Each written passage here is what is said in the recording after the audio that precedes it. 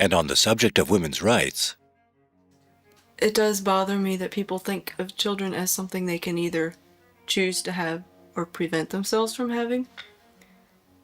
I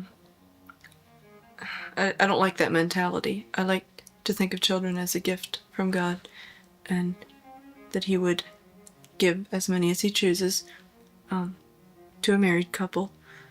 And of course, sexual relations outside of marriage is wrong to begin with.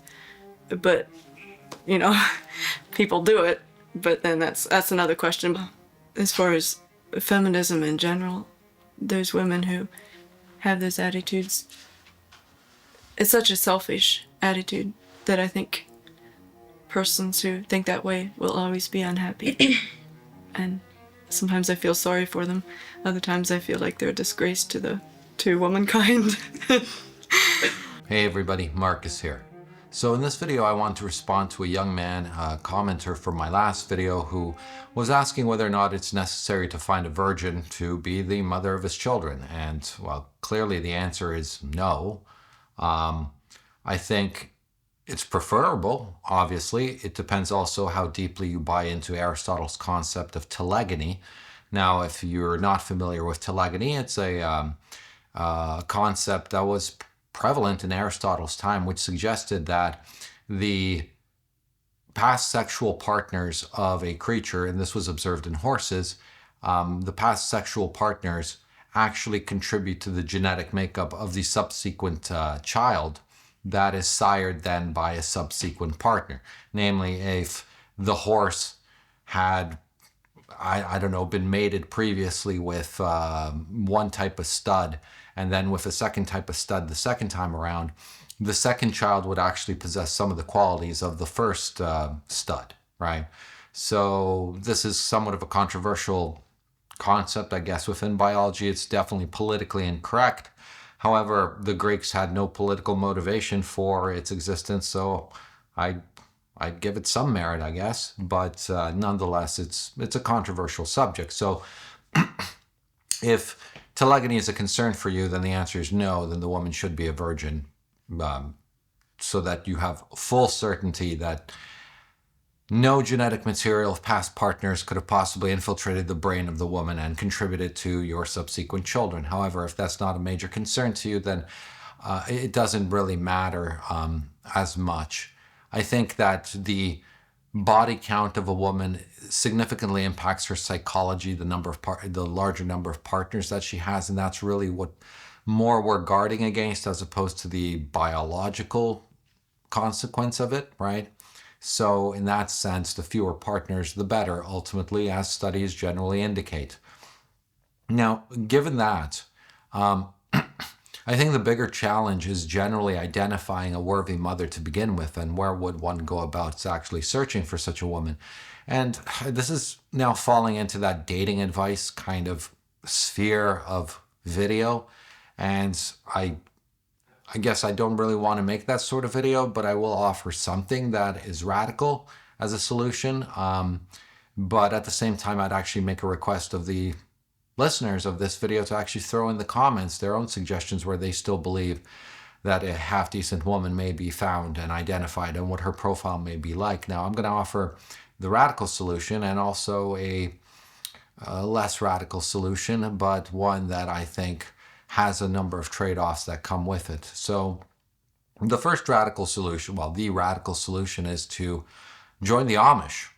I mean, you have all these Looksmaxxers types that are basically devoting their life to improving their aesthetic in order to be attractive to the opposite sex. That's ultimately what they're doing, why they're doing it. That's their motivation. It's a deeply nested sense of shame that is driving them in order to alter their physical body in sometimes very radical ways, like leg extension surgery that some consider, or facial reconstruction surgery where they break the jaw and do what they do to make it more chiseled, I suppose.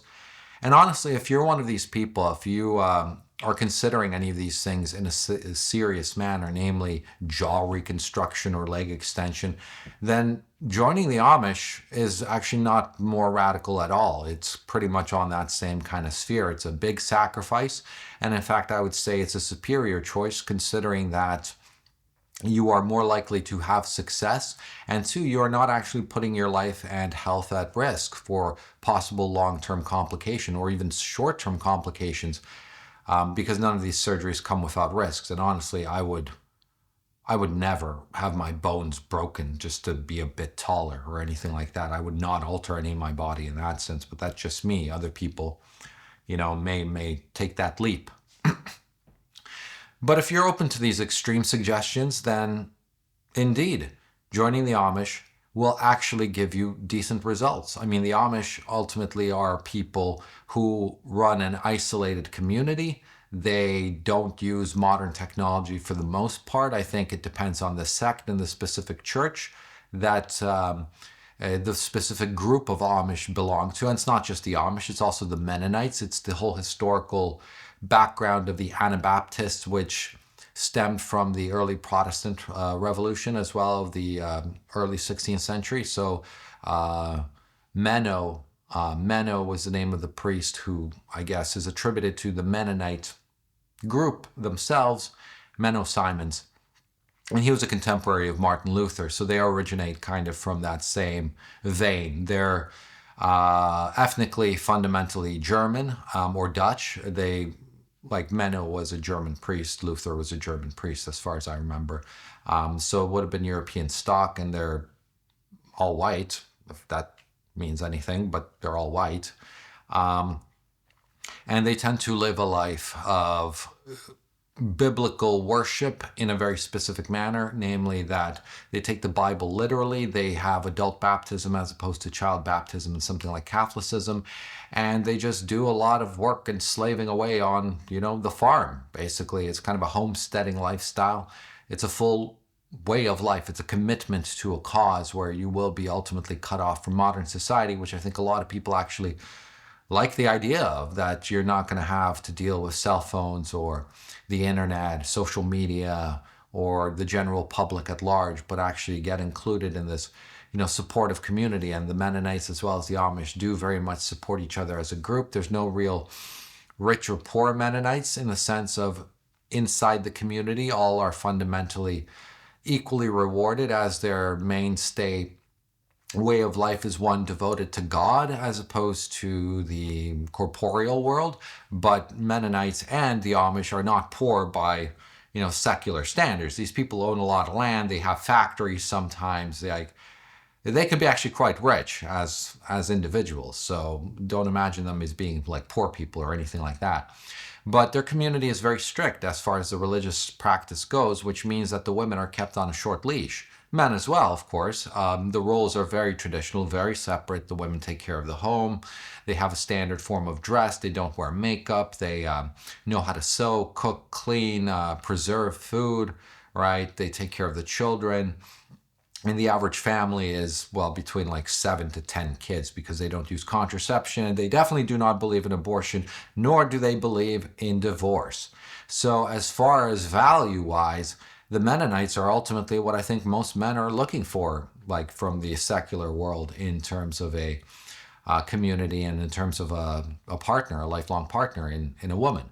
And they do not educate their members past the 8th grade, and the education tends to be somewhat limited because after graduating elementary school, which is homeschooling, they have their own schools, so no government propaganda either there, they immediately go to work. So your typical 13-year-old Mennonite boy, which is a man actually in their culture, is already working the field with his father, learning the trades along with his father and contributing to the household.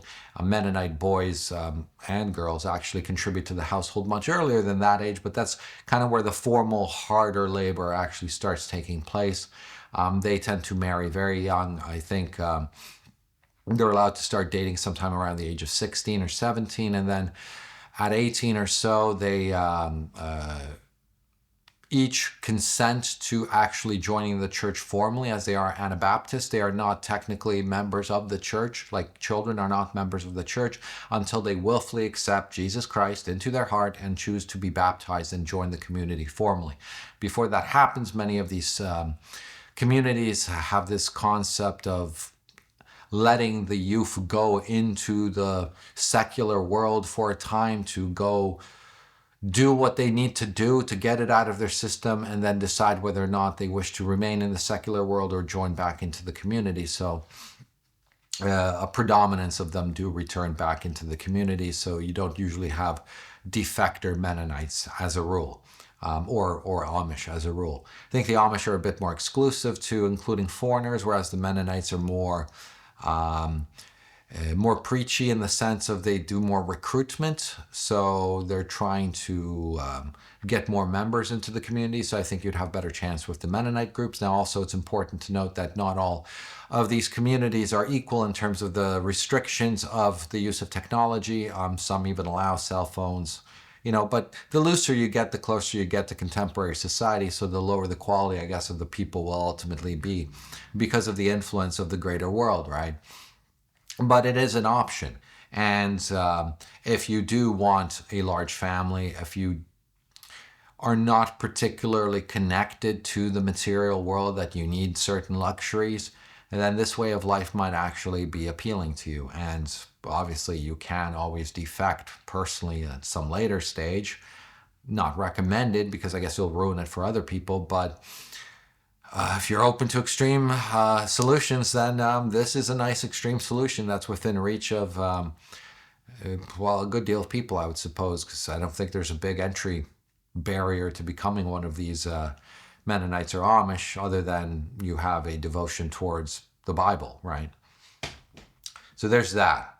Now, if you're not so amicable towards these extreme solutions and still want something akin to a roadmap of looking for a woman that might be a viable partner, at this stage of the game, there's nobody can give you actually solid advice. I don't think anybody knows anymore where to look for somebody. It's luck, comes down to luck.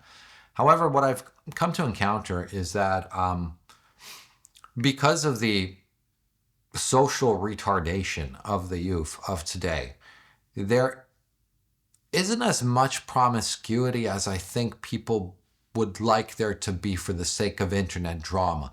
I think a lot of young people are just scared of other people, that they don't actually interact as much as they would have in the past, therefore removing a lot of possibility and opportunity for some of this more degenerate behavior. Excuse me, even though there's a lot of degenerate behavior amongst the youth, you do get a good deal of pockets of individuals who simply end up as these sob stories on the internet as well. 25-year-old woman, never had a boyfriend, never had sex, never kissed a guy. They do exist. And I guess the markers of them ultimately will be an anxious type, a socially avoidant type. They undoubtedly have shame-related issues. So these are not mentally fully put together individuals, but they're not crazy in the sense of dangerous, right? They're like crazy in the sense of weird and maladjusted and awkward, right? So if you found yourself maybe some sort of bookworm, awkward, introverted girl that's into, I don't know, stamp collecting or something like that, and she's, terrified of going out to bars and doesn't want to talk to people, if somehow you could snare a woman like this, maybe you would actually find a half-decent partner. Now, how you would go about actually identifying somebody who doesn't socialize and then further break down these barriers that exist between people, between strangers, to actually form an intimate relationship is a challenge of your own. But that would be the sort of profile that I would be angling at. And the black pill notion that you got to be a chat or you get nothing is, honestly, it's not really true. It's not really true. It really cheapens the psychology of the human condition to a point where it's all externalized, and that's not how human beings work. There are very much women out there who not only will take a sub-5 man, but they actually look for those sorts of men.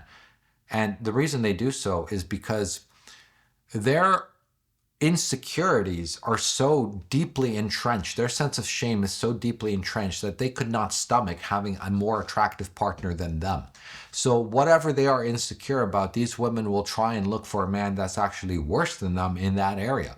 So if a woman's insecure that she's a little bit chubby, she might actually prefer a fat man over a really lean, well-built man. Now, she may find the lean, well-built man attractive and from a distance admire that and desire it secretly, but she will never act on it because, simply put, her psychology will not allow her to do so. She will fear rejection so strongly, or fear abandonment so strongly, that she will project upon him the inevitability of hurt onto her. Which probably is true, but she will project it and not take the risk to begin with, and they will go for I guess what we would say less desirable, non-Chad sort of men. And you see that everywhere. You just have to be in the actual social space to witness this. And you see quite a bit of this, where you have more attractive women with less attractive guys. And once you speak to these women and you kind of know what to look for, it's their psychology in play. And that's I guess, what you could look for. So ultimately, you're looking for a woman with emotional issues, right? To keep her, I guess, in line from being overly promiscuous or, how would you call it, exhibitionist in terms of social media, because these introverted girls that are kind of socially fearful don't really necessarily have a large following or any following on social media, may not use it at all, and depending on how they compensate. Now, the thing about these shame-related issues within a human being is that it can manifest in a large variety of ways, even though the core issue is identical. So deeply internalized shame can actually manifest as promiscuity, but it also can manifest in the exact opposite of it, namely into prudishness. So the same core root emotional problem can make a woman a complete whore, or it could make her incredibly prudish to the degree that she will avoid sex at all costs. Right. And I've kind of encountered both types of these, as my kind of flavor of choice of women was emotionally damaged women, because they're actually a lot of fun if you find one that is of the correct compensatory composition, as in tattoos and piercings may be okay because that's not too bad, less on the hard drugs, maybe some light pot smoking, less on the alcohol, maybe a bit more on the traveling as a compensating mechanism. So if you find the right combination of compensatory mechanisms for the same root problem, you can find a kind of a manageable girl. Sometimes there's a future with them, sometimes there isn't. There's always going to be problems, but it's you can play that game this way as well. So this is kind of my answer to that commenter from the last video. That's you can go down the extreme path, or you can go down this other path, and I hope that other commenters actually do contribute their own 2 cents around what they believe might be actually something viable as a strategy for somebody like this that wants, for a younger man, early 20s, mid 20s, that actually wants not necessarily a wife but wants a family, right? And leave your comments. Thanks for listening. Go team.